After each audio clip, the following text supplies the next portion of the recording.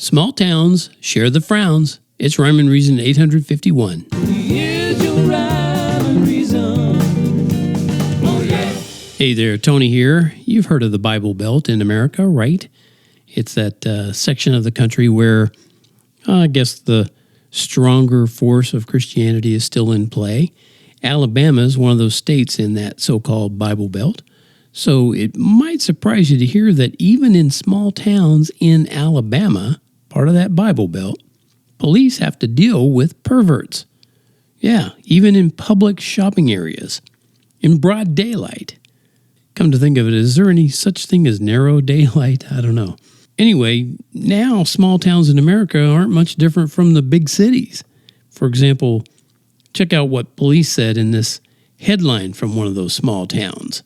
This is quoting from right out of an online paper. Is it paper? If it's an online? An online news source, we'll put it that way. Dozens of people are victims of a man who sexually pleasured himself in public stores. But in the very first sentence under that headline, there's a clue as to why perverts are doing these things on a huge scale.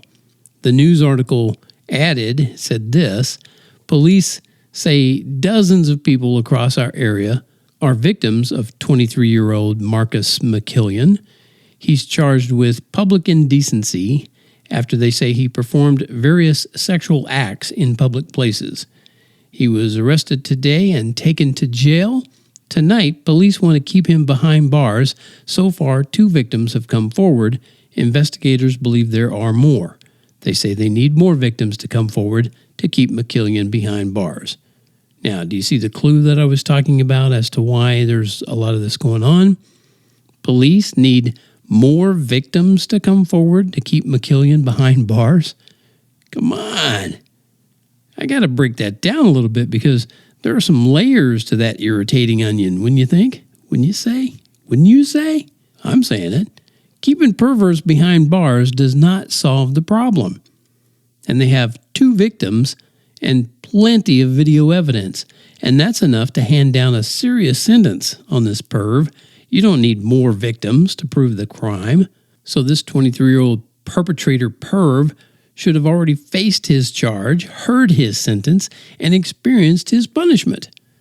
But we don't have an actual justice system in America. We don't have that anymore. We just have a system that pads the pockets of lawyers and judges and other law system workers. So we not only get perverted perpetrators, but we get repeat perverted perpetrators. Yeah, the headline I shared is from this past week. But the scumbag was also taken into custody back in May for doing the same thing in a Walmart. And there's evidence he did the same thing back in January. Another police department sergeant said he had exposed himself to a victim. There are multiple videos, and it is despicable and disturbing. The article added there have been dozens of victims in 5 months.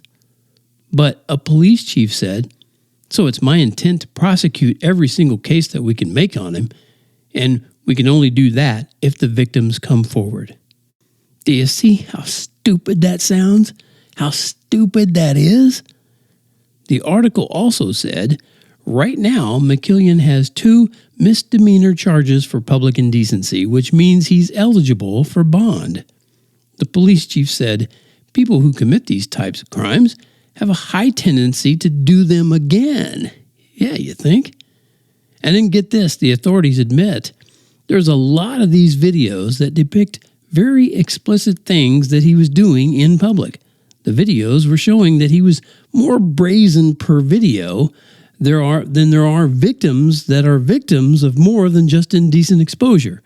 Now that sentence reads weird, but that was a direct quote from what they put online. So anyway, and then there's the big I word, if that's the case, he says, this police sergeant, sexual assault charges could come out of this case. Oh man. Police officials said, if you saw something, don't stay silent. If you saw something, they saw something. And I say, since you did see something, punish the perv. public flogging to start and escalate as needed.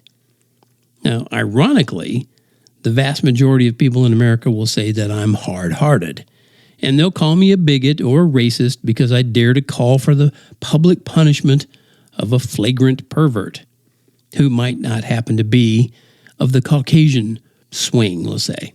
And they'll say stupid stuff like, who are you to judge?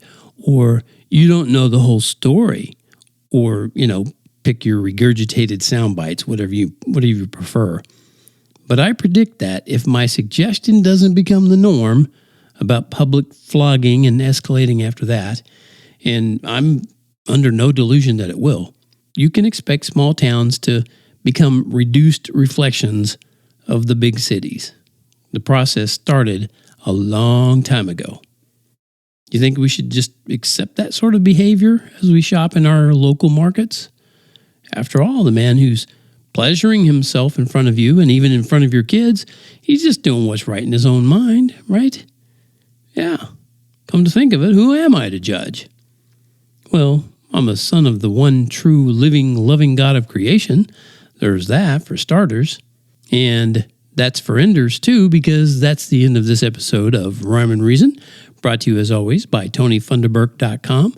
Hop on over there for over 2,600 different pages that you could check into for all kinds of stuff. There's music in there. There's rhymes. There's stories. You name it. It's in there. Well, don't name it because you might name something like a Ferrari. No, there's not a Ferrari in there. Okay. But if it has to do with words and music and it's mine, yeah, it's in there. Thank you so much. As always, remember, life has rhyme and reason because God made you.